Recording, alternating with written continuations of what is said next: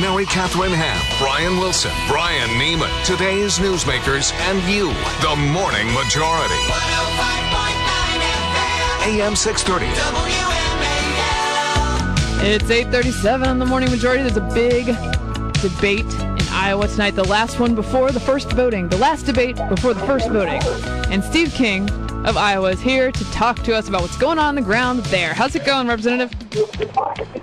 Well, thanks for having me on this morning. I've got a little bit of background noise. We'll get that fixed in a second. All right. That's just the sound of Iowa. Tell me, the big question on everybody's mind is how strong is the Gingrich support in Iowa? We've seen different polls where he was up quite a bit. His organization's not great there. He's sort of trying to get on the ground and do what he can. What do you think it'll amount to? Well, I think the support there is real, and how strong, how stable it is. But you try to figure out what's going on psychologically within the minds of the activists that are there.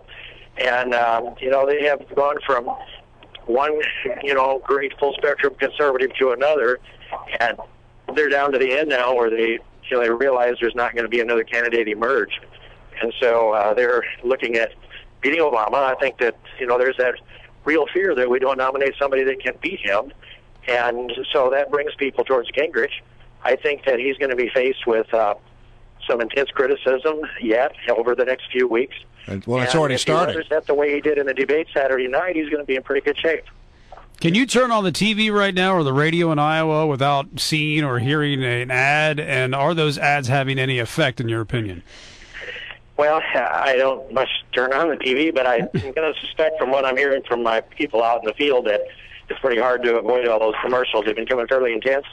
And I think it does matter because what commercials do are they cause people to talk about the issues. And they'll look at a candidate's ad, and then it causes them to have those conversations. And then elections are won, around the coffee table, across the backyard fence, at work and at church and places like that.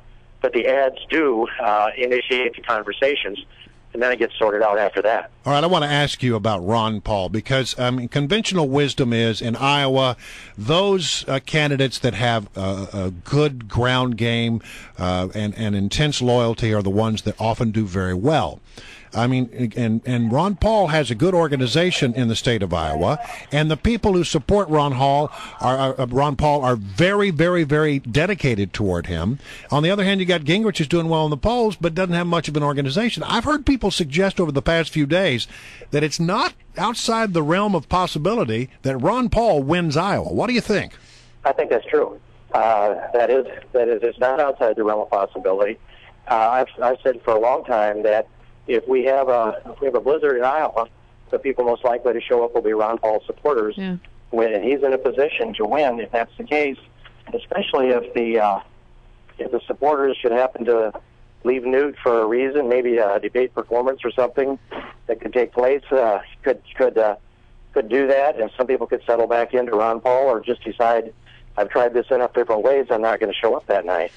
And so it could happen. And it surely looks like Ron Paul is going to finish in the top three. It's going to be hard for some of the other candidates to crack through. If they want to have a presence there in the caucus, you've got to get through Ron Paul to get to Mitt Romney to get to Newt Gingrich, or maybe the other way around. Actually, Ron Paul might be ahead of Mitt Romney right now. So it's entirely possible then there's a feasible scenario that Ron Paul wins Iowa, Mitt Romney wins New Hampshire, and then South Carolina, one would guess, if you're looking at the snapshot today, would be won by Gingrich. Yes, and then you look ahead to Florida, and Gingrich is very, very strong in Florida.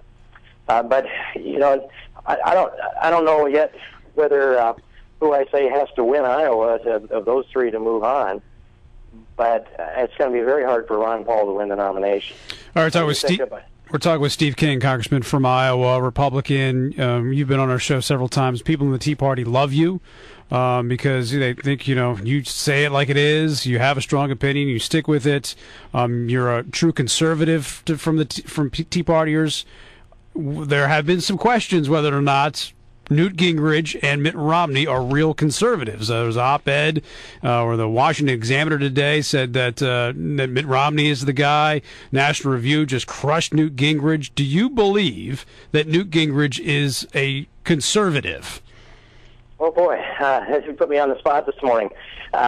He did a lot of conservative things. If you look at his record coming into 94, what was accomplished there was phenomenal. And I would not want to take that away from Newt. And I don't believe that, as much as I've been in this circle around the Hill, I don't think anybody can seriously say that someone did more for that 1994 majority than Newt Gingrich. There were many that deserved a lot of credit. And his ideas that he drove through in the contract with America, yes, others had their hands on that. So I want to give him credit for transforming the Republican Party and coming up as a speaker. And then, some things didn't work out so well along the way. I think he's got a conservative thread throughout him he does understand the Constitution. And it takes some positions that sometimes make me wonder where'd that come from. So he's a conservative that'll keep you on the edge of your seat. Okay. What about Mitt Romney? Is Mitt Romney a conservative in your opinion? I think I want to say this in favor of Mitt, in that the candidate that he was in Iowa 4 and 5 years ago is, I'll say today, he's a better candidate than he was then. He has seemed to have, over the years, tacked to where the political trade winds would fill his sails. But over the last 4 years, he's been, I think, remarkably consistent.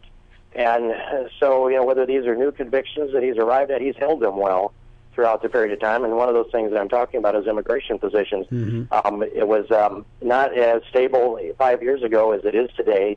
And he's been consistent about that and willing to engage in the debate on the immigration issues. I say that Mitt has stabilized pretty well and he's on a fairly solid conservative principles. People ask about how deep and how far back they go, but I think also that Mitt Romney was unjustly marked down for his religion. If you look at the life that he's lived, his wife and his kids and the way they've conducted themselves, they're a stellar all-American family, and he deserves some credit for that as well. Congressman, we've had some dispute on the show among experts and conventional wisdom about how much organization matters in Iowa this year. Is it more of a message election, or does the organization still matter because the caucus system is very strange in that way? What's your take on how much it actually matters this year? Well, I think we're going to know, of course, afterwards, but Rick Santorum has been to all 99 counties. Michelle Bachmann has worked this hard, hasn't covered as much territory. And I think the combination, if you're going to have the ideal campaign, you do about what Mitt Romney did 4 years ago, which is build organization and run the media campaign, right, and match those up together. We haven't really seen that this time from a good ground organization coupled with a good media organization. It seems to be one or the other with these candidates. So, and I think what has changed is so many debates have been seen by so many people and talked about by so many of us that I think that the personal contact probably means a little less this time than it did 4 years ago. And we'll see how Rick Santorum does on caucus night. That should be a pretty good indicator, along with Michelle Bachmann. Well, no doubt that a lot of people in Iowa will be watching very closely when the candidates meet tonight. Thank you very much, Congressman Steve King, Republican from Iowa. Good to have you on the show. Thanks for having me on this morning.